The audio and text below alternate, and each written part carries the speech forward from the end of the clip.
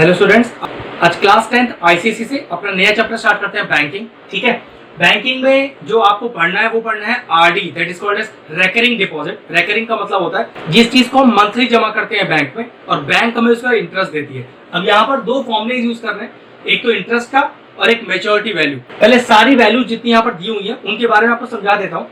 I is called as interest, P is the principal, ये N क्या है, ये नंबर ऑफ मंथ्स को डिनोट करता है। ठीक है, R is the rate of interest, MV maturity value, P वही प्रिंसिपल, N वही नंबर ऑफ मंथ्स और I फिर से इंटरेस्ट। लेकिन इनका एक्चुअल में मतलब क्या है वो जानना बहुत जरूरी है, वरना आपको क्वेश्चन समझ नहीं आएगा कि कौन सी वैल्यू क्या दी हुई है। ठीक है, और डेली लाइफ में भी इसका काफी सारा यूज होता है।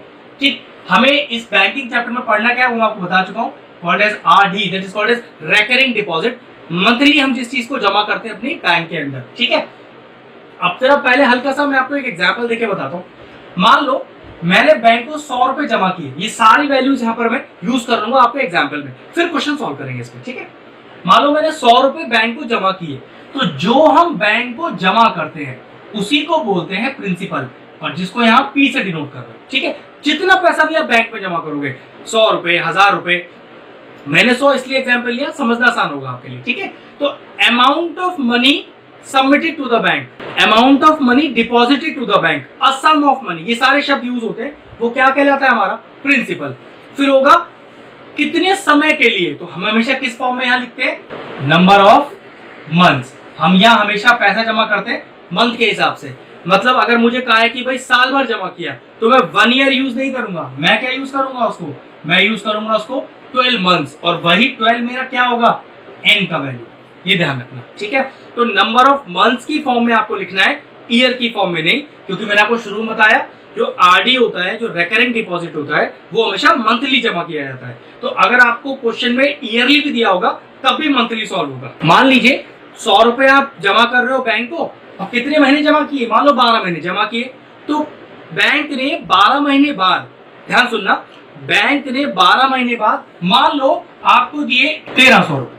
ठीक है, मान लिया बैंक ने हमें कितने रुपए दिए, 1300 रुपए, तो ये 1300 रुपए क्या कहलाएंगे, इसको बोलते हैं मैच्योरिटी वैल्यू। अब मैच्योरिटी वैल्यू में एक्चुअली में क्या क्या इंक्लूड होता है, देखो 1300 रुपए में आप ध्यान से देखना, 100 रुपए आपने साल भर जमा किए, हर महीने 100 रुपए 100 रुपए 100 रुपए, तो सोचो क्या रुपए जमा कर दिए, 100 रुपए इंटू 12 महीने, तो आप कितने रुपए जमा करके आए हो, आपने बैंक को 1200 रुपए जमा कर दिए, प्लस पता नहीं क्या चीज लिखी है मैंने, इज इक्वल टू बैंक ने कितना वापस किया आपको, 1300 रुपए। तो एक बात सोचो, आपने तो बैंक को 1200 रुपए जमा किए थे ना, लेकिन बैंक ने तो आपको 1300 रुपए दे दिए, तो कितने एक्स्ट्रा दिए, तो पक्की बात है ये क्या हो गया, इंटरेस्ट। और वो कितना इंटरेस्ट है आपको जो बैंक ने दिया है, भाई माइनस कर दो, तो कितना इंटरेस्ट आ गया, 100 रुपए इंटरेस्ट आ गया। तो ये वही इंटरेस्ट है, ये जो हम निकालने का फॉर्मूला है। ठीक है, ध्यान रखिएगा, आप जितने बैंक को जमा करते हो प्लस बैंक आपको जो इंटरेस्ट देता है, दोनों मिलाकर बोला जाता है मैच्योरिटी वैल्यू। और rate of interest bank decide करता है कि हम अपने कस्टमर को कितना रेट ऑफ इंटरेस्ट देंगे, ये हमेशा क्वेश्चन में गिवन होता है, फाइंड आउट भी करना होगा, लेकिन उसके लिए फिर और सारी क्वांटिटीज गिवन होगी। समझ में आया बात, हम जो पैसा जमा करते हैं प्रिंसिपल, जितने समय के लिए जमा करते हैं नंबर ऑफ मंथ्स हो गया, हमें जो बैंक इंटरेस्ट देता है that is I, interest plus principal is called as maturity value. ये सारी चीजें अब हम आगे आने वाले क्वेश्चन में यूज करेंगे। आपको एक रफ आइडिया हो गया कि सारी वैल्यूज डिनोट क्या करती हैं। तो अब क्वेश्चन करते हैं, इसमें 4 से 5 वैरायटी के क्वेश्चन है, तो मैं आपको सारी वैरायटी के एक एक क्वेश्चन कराता हूँ, फिर आप अपनी एक्सरसाइज सॉल्व कीजिएगा और आप इजीली सारे क्वेश्चन कर पाएंगे। और फिर भी आपको कोई डाउट हो तो आप मुझे सेंड कर सकते हो व्हाट्सएप पर। ठीक है, तो चलिए अपना पहला क्वेश्चन पढ़ते हैं। क्वेश्चन कह रहा है, Ahmed has a recurring deposit account in a bank. ठीक है, ही deposit rupees 2500 per month for 2 year. Ahmad जमा करता है 2500 रुपीज पर मंथ बैंक को 2 साल के लिए। तो चलिए ठीक है, लिखते हैं। सबसे पहले कितने रुपए जमा करता है, उसको बोलते हैं हम प्रिंसिपल। तो कितने रुपए जमा करता है वो जमा करता है 2500 फॉर 2 ईयर्स। तो देखो हमें टाइम कितना दिया हुआ है, जिसको हम एन बोलते हैं। तो मैंने ये बोला था टाइम हम यहाँ पर ईयर की फॉर्म में नहीं, मंथ की फॉर्म में लेते हैं। तो 2 साल दिया हुआ है, तो 2 इंटू 12, एन का वैल्यू कितना आ गया, 24 आ गया। और तो क्या दिया है, if he get 66,250 at the time of maturity. तो मैच्योरिटी वैल्यू आपको दी हुई है 66,250। मैच्योरिटी वैल्यू में क्या क्या चीज इंक्लूड होती है, आपका डिपॉजिट प्लस बैंक के द्वारा दिया गया इंटरेस्ट। तो मतलब डिपॉजिट हो गया आपका जो आपने जमा किया प्लस जो बैंक ने इंटरेस्ट दिया, उसको बोलते हैं मैच्योरिटी वैल्यू, वो हमको दे दी। अब देखो क्वेश्चन में फाइंड क्या करवा रहा है, क्वेश्चन आपके सामने आ रहा होगा, ध्यान से देखिए। एक तो है the interest paid by the bank and the rate of interest. Interest paid by the bank और रेट ऑफ इंटरेस्ट हमें दोनों ही निकालने, दोनों फॉर्मूले यूज करते हैं, ठीक है। सबसे पहले आई निकालते हैं, I is equal to P, P कितना है 2500 into N plus one, N का value 24 into n plus one मतलब 25 upon 2 into 12 into r upon 100। दिक्कत है हमें यार गिवन नहीं है क्वेश्चन में, चलो सॉल्व करते हैं इसको जरा। ये 2 जीरो से 2 जीरो यहाँ आराम से चला गया, 12 टू द 24 पूरा चला गया, तो क्या बचा 25 इंटू 25, ये हो गया 625 और r, तो आपके पास i का वैल्यू आ गया, ठीक। अब देखो मैच्योरिटी वैल्यू वाला फॉर्मूला यूज करते हैं, तो maturity value is equal to p into N plus I. Maturity value देखो क्वेश्चन में आपको डायरेक्टली दी हुई है 66,250 P इंटू एन, प्रिंसिपल भी आपको गिवन है, एन भी आपको गिवन है, तो देखो 2500 इंटू 24 और प्लस आई, आई आपने अभी निकाला 625 आर। अब इसको सिर्फ इंटू करके सॉल्व करना है, पहले इसे मल्टीप्लाई कर लेते हैं, 25 इंटू 24 फिर 2 जीरो एक साथ लगा देंगे, तो 25 इंटू 24 कितना होता है 4 5 20, 4 2 8 और ये 10, फिर ये आपका आ गया 2 5 10 और 2 2 4 और 5, 006, तो ये आपके पास आया 600 और ये 2 0 0 यहाँ पर आ गई, तो 66,250 is equal to 60,000 plus 625 r. इसको उधर ले आइए, तो 66,250 minus 60,000 is equal to 625 r, minus कीजिए कितना बचेगा, तो 6,250 is equal to 625 r, divide करते हैं तो 6250 upon 625 is equal to r, पूरे 10 टाइम्स कट जाएगा। तो what is the value of r here, what is rate of interest, तो rate of interest given by the bank is 10%, तो 10% हमें rate of interest मिल रहा है। अब हमें इंटरेस्ट भी निकालना था, इंटरेस्ट हमने निकाला था 625 आर, आर की वैल्यू यहाँ पुट कर देते, तो आई क्या हो गया आपका 625 आर, आर इज 10, तो what is the interest given by the bank, bank ने हमें दिया 6250 रुपीज और बैंक का जो रेट ऑफ इंटरेस्ट है वो है 10%। क्वेश्चन को ध्यान से समझिए, सारी चीजें लिखिए जो गिवन है, और फिर ये दो फॉर्मूले ही हैं आपके पास अप्लाई करने के लिए, आंसर अपने आप आ जाएगा। कैलकुलेशन को थोड़ा ध्यान से करना। चलिए नेक्स्ट क्वेश्चन आपकी स्क्रीन पर आ रहा है, Shobhana as a cumulative time deposit, ये क्यूमुलेटिव टाइम डिपॉजिट भी रेकरिंग डिपॉजिट को ही बोलते हैं, account in State Bank of India, she deposit 500 rupees per month. Okay, तो प्रिंसिपल क्या हो गया हमारे पास 500 रुपीज हो गया per month for a time period of 4 years। तो मैंने आपसे भी क्या बोला था, हमें ईयर की फॉर्म में नहीं चाहिए, हमें मंथ चाहिए, तो 12 4 48 हो गया आपका एन का वैल्यू। आगे देखिए, if at the time of maturity she get 28,410, मतलब एम भी दिया हुआ है मैच्योरिटी वैल्यू 28,410, हमें क्या फाइंड करना है, find the rate of interest, मतलब हमें आर फाइंड आउट करना है। ठीक है, चलिए सबसे पहले अपना आई निकालते हैं, तो I is equal to P, P is 500 into N plus one, n is 48 और n प्लस वन हो गया 49 upon 2 into 12 into r upon 100, r हमें फाइंड आउट करना है, वो हमें नहीं गिवन, तो चलिए जो कैंसिल आउट हो सकता है उसे हटा लीजिए यहाँ पर। फिर यहाँ पर 12 4 48, 2 2 4, तो ये आपके पास हो गया 5 2 10, 10 into 49 is 490 into r, interest आ गया हमारे पास 490 आर। अब मैच्योरिटी वैल्यू वाला फॉर्मूला यूज करते हैं, तो maturity value is equal to P into n, P कितना है 500, एन कितना है 48 और प्लस आई, आई हमने अभी निकाला वो कितना 490 आर। चलिए मैच्योरिटी वैल्यू अपने क्वेश्चन में गिवन ही है 28,410 इज इक्वल टू, 48 इंटू 5 कर लेते हैं, 2 जीरो तो पीछे लगा देंगे, तो 2 जीरो पीछे लगा दी, 5 8 40, 4 आ गया, 5 4 20 और 24, तो ये आ गया 24,000 टोटल हमारे पास प्लस 490 आर। चलिए इसको इधर लाइए, तो 28,410 minus 24,000 is equal to 490 r. 28,410 में से 24,000 घटाइए तो कितना बचेगा आपके पास, आपके पास बचेगा 4,410 इज इक्वल टू 490 आर। चलिए इसको नीचे डिवाइड में लेके जाइए, तो 4,410 upon 490 is equal to r, zero से गया जीरो, अब देखिए कितनी बार जाएगा, तो 49 को अगर 9 टाइम्स करेंगे तो पूरा 441 आ जाएगा, तो आर कितना आ गया आपके पास 9%। तो हमें क्वेश्चन में क्या निकालना था find the rate of interest, the rate of interest paid by the bank is 9%। चलिए नेक्स्ट क्वेश्चन आपके स्क्रीन पर आ रहा होगा, पढ़ते हैं उसको ध्यान से। Richard has a recurring deposit account in a post office for 3 years। Okay, for 3 years, मतलब इस बार आपको प्रिंसिपल नहीं दिया है क्वेश्चन में, ठीक है।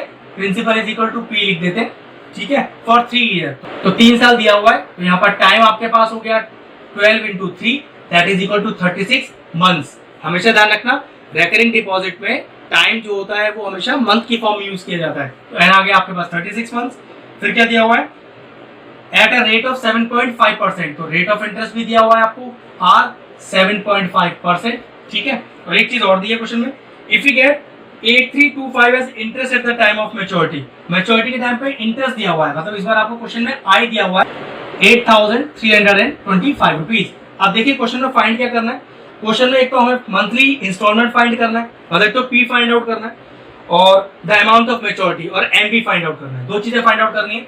तो चलिए पहले फॉर्मूला तो अपना वही स्टार्ट करते हैं, ऊपर से आई लगाते हैं सबसे पहले। तो I is equal to P, P कितना है आपके पास पता नहीं, वो निकालना है। एन कितना है 36, फिर एन प्लस 1 37 अपॉन 2 इंटू 12 और इंटू आर अपॉन 100, आर है 7.5 अपॉन 100। आई भी गिवन है, तो चलो आई की वैल्यू डाल देते हैं 8 3 2 और 5। अब देखो सिंगल वेरिएबल कौन रह गया, पी रह गया, बस वही आ जाएगा यहाँ से।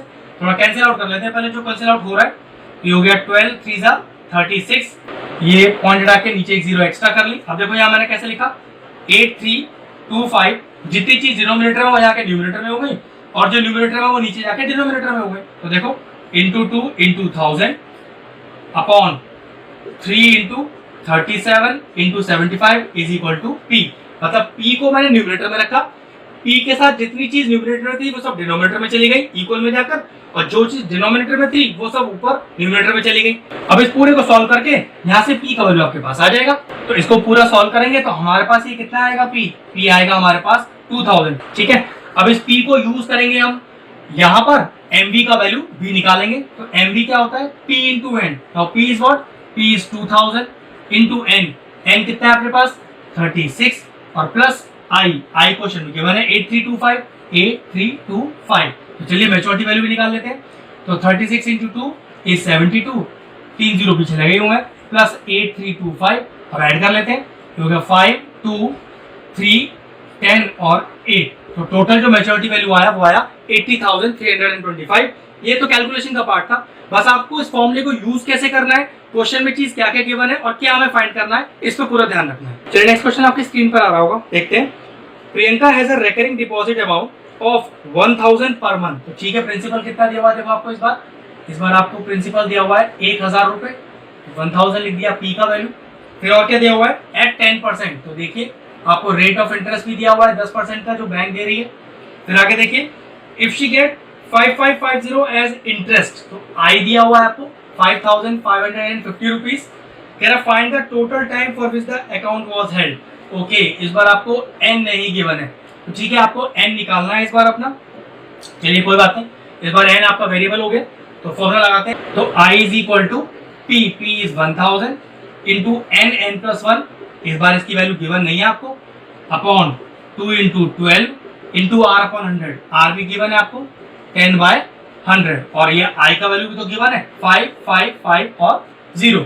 कुछ कैंसिल आउट होता है तो पहले वही कर लेते हैं। देखिए ये गया इधर और एक ये चला गया इससे, तो ठीक है ये कितना बचा देखो 5550, जो चीज डिनोमिनेटर में इधर जाके आ जाएगी न्यूमिनेटर में, अपॉन और जो न्यूमिनेटर में बचा हुआ है वो इधर जाके आएगा डिनोमिनेटर में, ठीक है। तो यहाँ तो और कुछ बचा नहीं है, एन प्लस 1। अब इधर सॉल्व कर लेते हैं, ये एक और चला गया 2 5 10, तो 5 1 1 1, तो ये कितना आ गया देखो, ये आ गया 111 इंटू 12, इंटू कर लेते हैं 111 इंटू 12, तो ये हो गया 2 1 2 2 1 2 2 1 2, यहाँ 1 1 1, तो ये आपके पास आ गया 1332। 1332 is equal to n square plus n, सबको एक तरफ ले जाइए, n square plus n minus 1332, इसको उधर ले गया हूँ मैं, इज इक्वल टू 0। अब एक क्वाड्रेटिक इक्वेशन बन गई है, स्प्लिटिंग द मिडिल टर्म भी कर सकते हैं, मतलब इसको बोलते हैं क्वाड्रेटिक फॉर्मूला, ये आपकी चॉइस है। तो मैं आपको इसे स्प्लिटिंग करके दे रहा हूँ, अगर किसी से स्प्लिटिंग ना हो तो वो क्वाड्रेटिक फॉर्मूला को यूज करके भी इस इक्वेशन को सॉल्व कर सकता है। 1332 का फैक्टर बनाते हैं, देखिए 2 6 12, 2 6 12 और 2 6 12, 2 3 6 2 3 6 2 3 6 3 1 3 3 1 3 3 1 3, ये फिर 3 से चला जाएगा तो 3 3 9 और 3 7 21, तो 3 3 9 9 2 18 18 2 36। ओके आ गया, तो ये आ गया 36 और 37, तो ये आ गया n स्क्वायर प्लस का 37n माइनस का 36n माइनस का 1332 इज इक्वल टू 0। तो देखिए पहले दो में से क्या कॉमन आ रहा है, n कॉमन आएगा, तो ये आ गया n प्लस 37, और देखिए अगले दो में से क्या क्या कॉमन आ रहा है, माइनस कॉमन आ रहा है और 36 कॉमन आ रहा है, n प्लस का 37 इज इक्वल टू 0। फिर कॉमन आ रहा है n प्लस 37, तो n प्लस 37 कॉमन आ गया, और बचा क्या n माइनस का 36 इज इक्वल टू 0। अब दो टर्म मल्टीप्लीकेशन में और दोनों ही 0 के बराबर, लिखने का तरीका either n plus 37 is equal to 0 और n minus 36 is equal to 0। तो देखो n का वैल्यू यहाँ से कितना आ गया, माइनस 37। अब समझो नंबर ऑफ वन माइनस को भूल नहीं सकते कभी भी, ये कितना हो गया वैल्यू, ये हो गया निगलेक्टेड, हटाइए इसको, ये कितना आ गया माइनस 36 उधर ले आइए, n is equal to 36 months. अब 36 मंथ्स लिख लो, या फिर क्या ले सकते हो सीधा, आप इसको ले सकते हो 3 ईयर्स, क्योंकि 36 महीने मतलब कितना होता है, 3 साल ही होता है। तो आंसर आ गया हमारा टाइम कितना, 36 मंथ्स। अब मैंने आपको एक एक टाइप के सारे क्वेश्चन कर दिए, ये सारे क्वेश्चन प्रॉपरली रिवाइज कीजिए, और जिन जिन क्वेश्चनों में आपको डाउट हो, इन्हीं क्वेश्चनों में या एक्सरसाइज के डाउट्स, कैसे भी डाउट्स हो वो आप मुझे व्हाट्सएप कर दीजिए। पहले डाउट क्लास में आपको वो सारे डाउट्स ही बताएंगे, तभी नया चैप्टर स्टार्ट करेंगे, ठीक है। तो वीडियो फिनिश करते हैं।